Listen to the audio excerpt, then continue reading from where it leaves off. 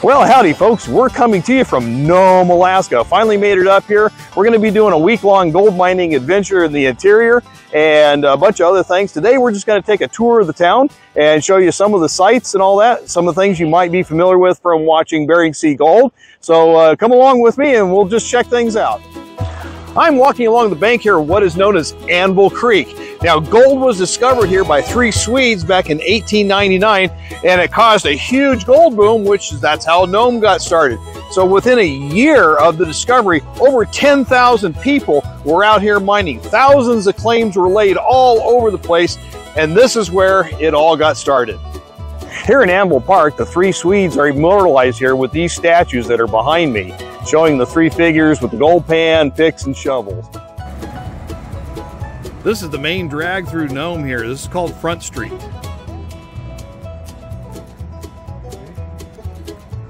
This is the bar where all the Bering Sea Gold's famous people meet. The beachfront property right here in Nome, Alaska, overlooking the ocean. Yeah. Boy, I tell you, some of these houses need some work. We are on the beach of Nome, Alaska on a cold, rainy day, and you can see behind me here is the Bering Sea and also a bunch of driftwood. They had a storm that came through a couple of months ago and just piled a bunch of driftwood up here, and also the storm surge caused a lot of the sand and everything to get moved around. So we'll check it out and everything, because there's a lot of this red black sand, and that's the stuff that has the gold that everybody goes after. Yeah, we're just kind of walking along the beaten path here. A lot of ATVs that run up and down the sand. Somebody's kind of created their own little teepee structure here. But yeah, just check out all this driftwood. I mean, just piles of logs. Now, there is no trees around Nome. We're just on this Arctic tundra, and there's just nothing out here. So what's happened is that this driftwood is probably floated down from hundreds of miles from other parts of Alaska and then just piled up here on this beach. So pretty amazing. There's all kinds of little goodies to find here on this beach other than just gold. Look what we just got right here. A little piece of green rock here, probably some jade. Yeah, check that out. I kind of want to point out to you the beach sand here. I don't know if you can see it, but notice the red content here. This is the stuff that it contains the gold. The reddish black sand, beach sand, this is the stuff that's got the gold in it. And as I'm walking along here, you just see trails of reddish black sand. In fact, there's a whole bunch of it just right up here as we're walking along. Now, unfortunately, we're not allowed to mine this, just piles of it everywhere. And of course, this is the remnant of a storm surge that came through a couple of months ago. You see all the way down there, all the way off in the distance there, all nothing but reddish black sand all through here. Interesting point is that this beach has no shells. You don't see any kind of form whatsoever. All I see here is nothing but stones and also black sand.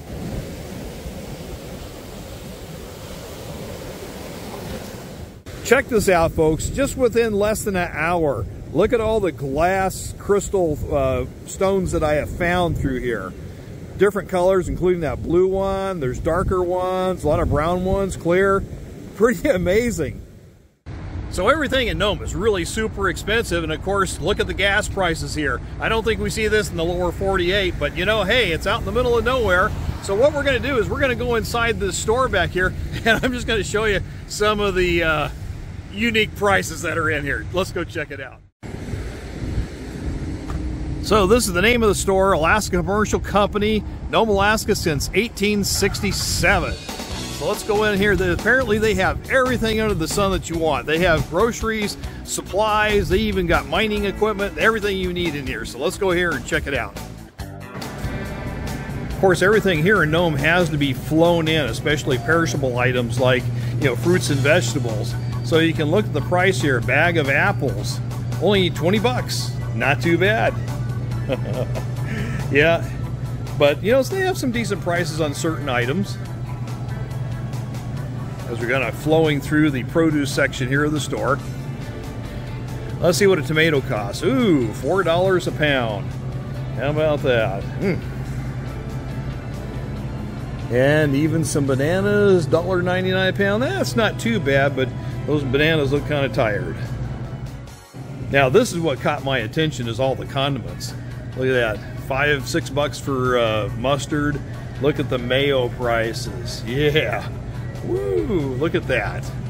And then I saw the ketchup, like $12 for ketchup. Holy smoke. And I was complaining about food prices in our store. Unbelievable. But you know, that's what it is. Out here, everything has to be shipped in by container or flown in by aircraft. So everything is much more expensive. It probably at least about 50%. You know, I complain about Costco prices for cheese, especially at block of Tillamook. Oh boy. Here's some of the bleach prices too. Unbelievable. I know I probably pay about $4 or $5 for the same bleach, so pretty expensive. Of course, because bleach is fluid, it's heavy, and you're paying by the pound to air ship it out here, or even freight it on a ship. So obviously, the more liquid you have, the heavier the product, the more it's going to cost. But besides grocery products, they have a whole line of just about everything you can imagine.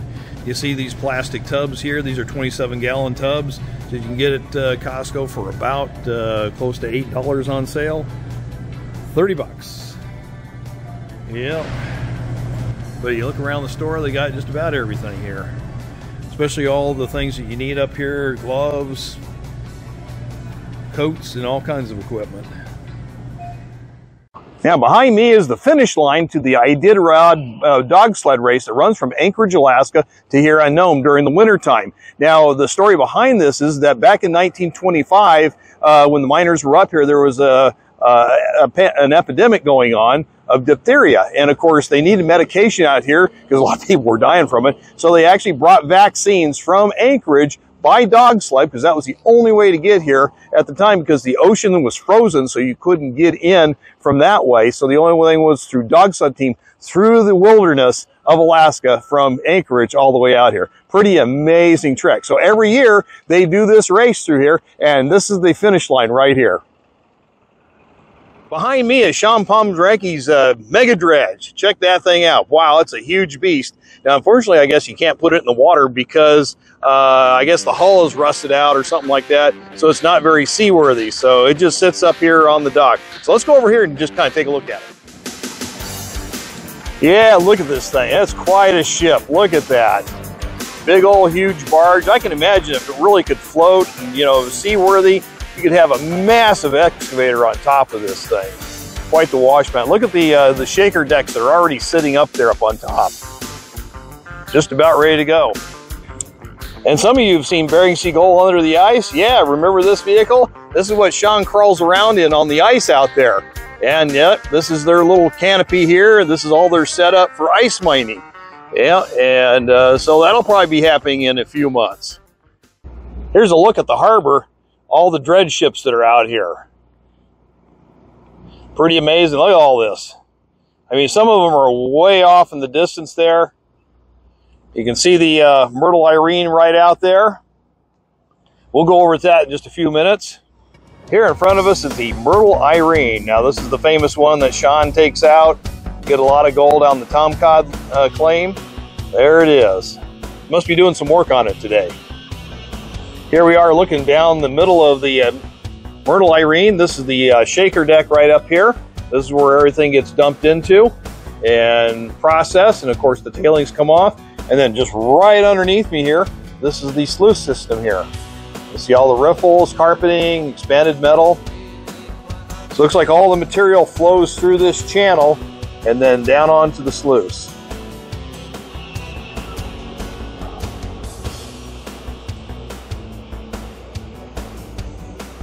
Pretty good sized machine here.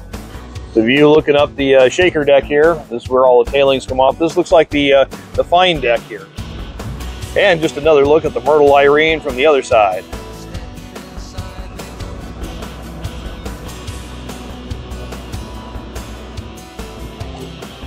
Yeah, the harbor for the most part looks pretty empty. I think a lot of the dredge boats are already out at sea and they're doing their thing. Here's a shot of a few of the smaller dredger boats out there.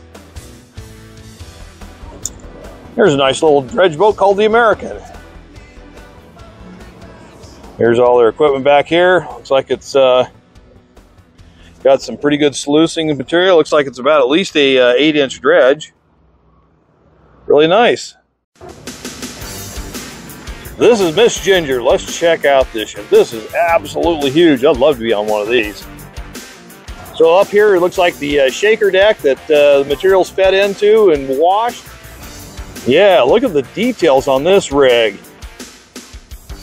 There's the shaker box way over here. Got the sluice down here. And it looks like we've got some kind of excavating equipment. Wow. This looks like some serious gold mining here. I am standing in the middle of a cemetery just outside of Nome. And behind me are just nothing but rows and rows of graves. Just, you know, hundreds and hundreds of probably fellow prospectors that have, you know, passed away over the years. You see all the way behind me, some old buildings. A lot of these stones or headstones are unmarked.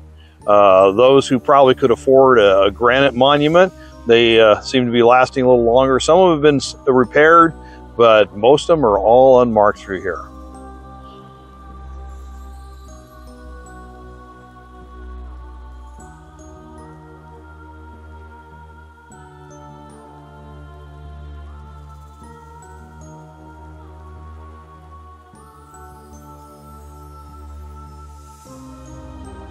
Looking over the town of Nome, Alaska, with all the graves here in the foreground.